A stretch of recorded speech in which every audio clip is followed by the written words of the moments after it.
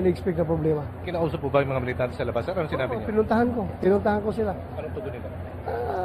Nagpasalamat sila, pinagbigyan natin kasi sabi nila,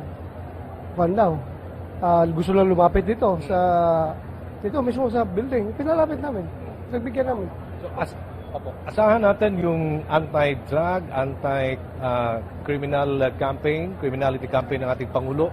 Sir, paano natin paitingin palalo within 3 to 6 months? Now, without prejudice, human rights violation and everything. Huwag mo natin isipin yung mga violation na yan. Importante, magampanan natin yung ating mandato. At kailangan talaga yung 3 to 6 months. Dapat ma-hit natin yung target, di ba? So, saka na yun. Basta, importante, banat, abante.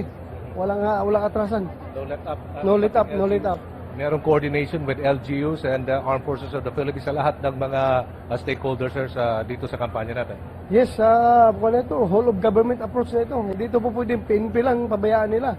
Lalo-lalo na yung local government units, dapat sila tumulong sa amin dahil talagang kinakailangan namin sila.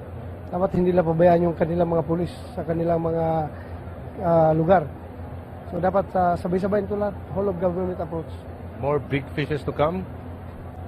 Marami pang mga Malalaking isda? Chinese drug dyan na mamamatay. Marami yan, marami pa. Basta't lumaban. Kapag lumalaban. Kailangan lumaban sila. Okay. Kailangan lumaban sila. Mamamatay talaga sila pag lumaban sila. Mensahe na lang po sa pangkalahatan sa mga nanonood sa atin sa bayan ng Pilipino po. Sa lahat po ng kababayan natin, sana po isuportahan ninyo ang inyong Philippine National Police sa aming kampanya sa aming all-out war against drugs, criminality and corruption. Sana po ay tulungan nyo kami. We really need you very badly. Kailangan po namin kayo. Sana magtutulungan tayo.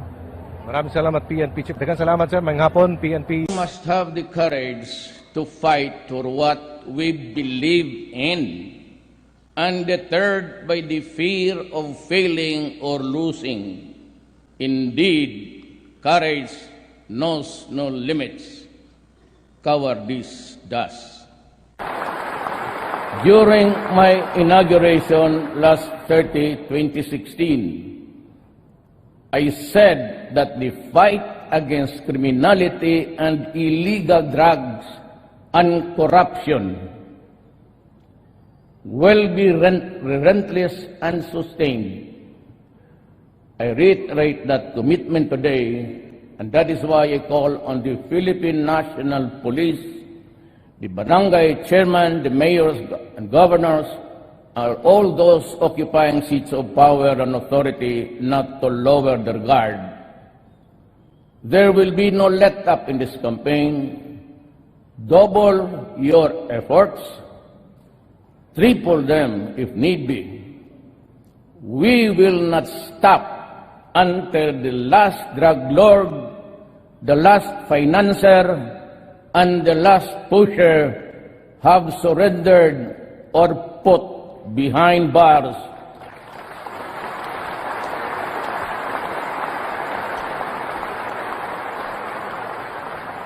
Or below the ground, if they so wish.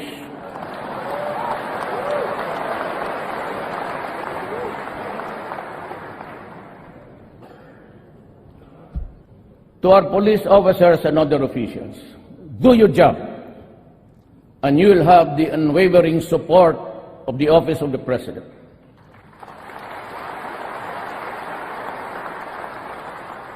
I will be with you all the way. Abuse your authority, and there will be a hell to pay.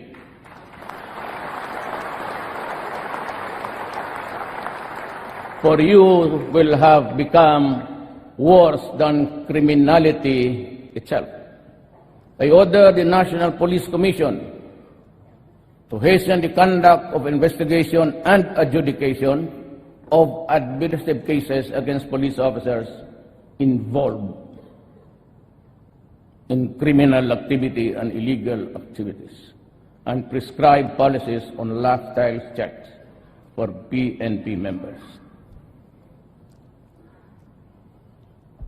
In this quest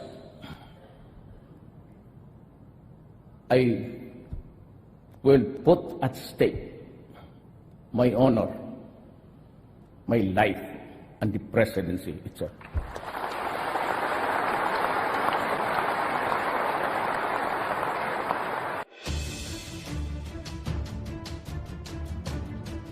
Kung napaplaning na sila?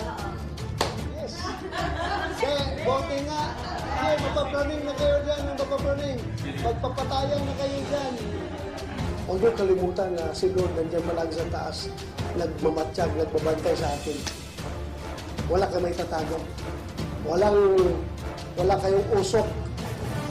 Usok na forever matago sa inyong kamay. Sisingaw niya. So,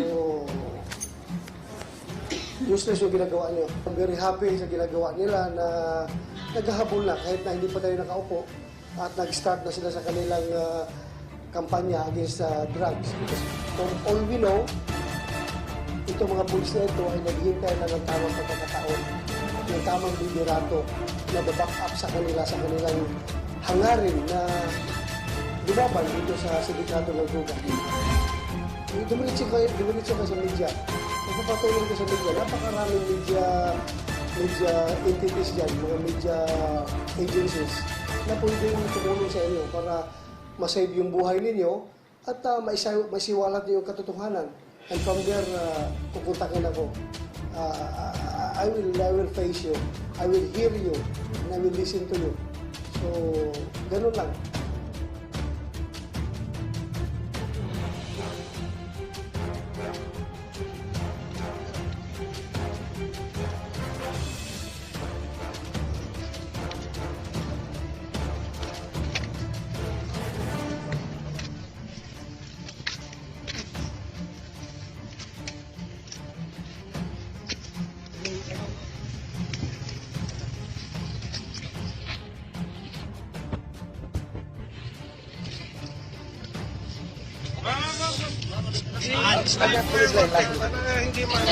Sige po, yeah. Wala kayong magulang. Lalabas din namin dito. Opo, wait lang konti. Ano po, pasensya lang konti. Hello, ano?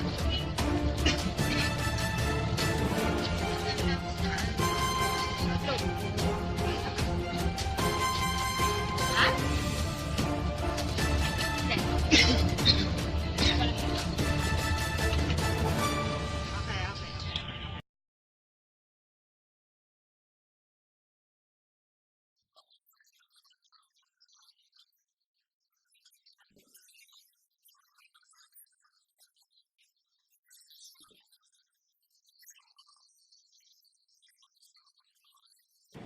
Patayin mo yung mga putang ina yan. Gastos pagkain. Wala namang silbi. Ini-insulto tayo. Well, in the world, kinunong mo na nga. Kasi nagluto ng siyabo ang ulol. Hinuli ko na nga sa Davao, hindi ko pinatay kasi ito si Dili ang mamadaldal. O sige, buhay na itong unggoy na to. Nung pinadala doon sa manong lupa, munting lupa, ayun, nagluto na naman ng siyabo. Di ba mabuti pa, sinalvage ko na lang. So these are the things that, kaya ako bakit gano'n. May ayaw talaga, may talagang tao gusto. Ibigay natin kung anong gusto mo eh. You do not want to talk to us, you continue fighting government. We do not want it, you force us to fight. Ay, nung paningin naman, magsige lang tayo tingin. Then, you ask for it, we will give it to you. Now, for the people who want peace, we will go out. Ako, I'm ready to concede BBL, minus the constitutional affirmatives. Hindi ko maibigay yan, kasi yung konstitusyon natin ngayon, hinahawakan natin, hindi pwede. Ganyan yung regional armed forces, pati regional police. You break the chain of command. Commander-in-chief, kung sino man yan, huwag magliko ng ganon. Diretso yan. In other words, the country will always, isang tao lang talaga ang mag-control. Whoever, kasi yan pa naman matagal na. Take about 4, maybe 7 years to perfect. It will not come easy for us. Mag-negotiate lang man naman. Hindi nga ito sa panahon ko. Pero we will remove the things that talagang hindi pwede. But we are ready. Wala yung area, sige. If the Constitution would allow that there is a certain, kami magbigay muna ng authority po sinong gusto nila na mag-manage sa resources. There's enough land. There's enough oil. Paski na sabihin mo na magpikag-away ang China. Inyo na, mas marami pa kami dito. Hindi lang nila alam. Kaya wag tayo magdaldal ba? Kaya ang China Sea ilagay. Saan ka nakakuha dito ng buong dagat kunin? May gusto ko sabihin sa kanila, kunin mo lang yung Indian Ocean, Pacific Ocean, pati Atlantic Ocean. Iyon na. Kinuha lahat.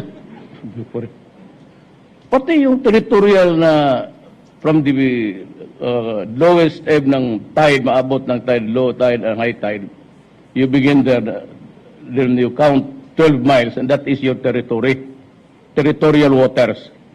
Beyond that, yung ating exclusive economic zone. Parang concession yan, parang franchise o yan. Iwan ha, exclusive mo yan dito. Ito ngayon, iniagaw. So, hindi lang ako magsalita because the talks are ongoing. If President will be what Friday man tayo nga, bukas kung magsabi si President Ramos na hindi na niya kaya, I'll appoint Alunan, ng DILG, mahusay yun. Reserve ba yun ng si Colonel in the Reserve Force?